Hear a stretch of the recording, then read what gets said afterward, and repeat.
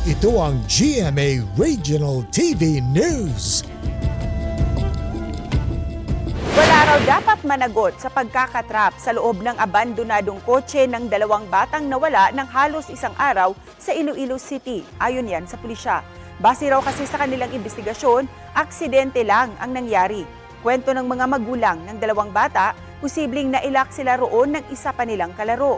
Nahirapan na raw silang makalabas dahil tila hindi mabuksan ang kotse mula sa loob.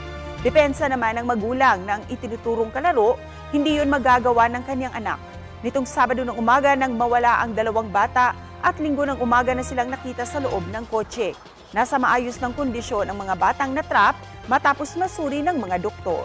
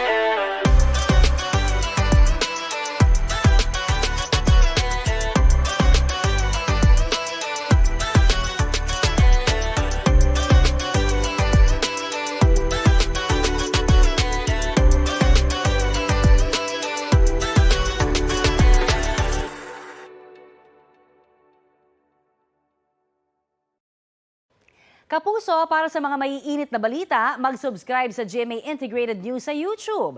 Sa mga kapuso naman abroad, subaybayan nyo kami sa GMA Pinoy TV at sa www.gmanews.tv.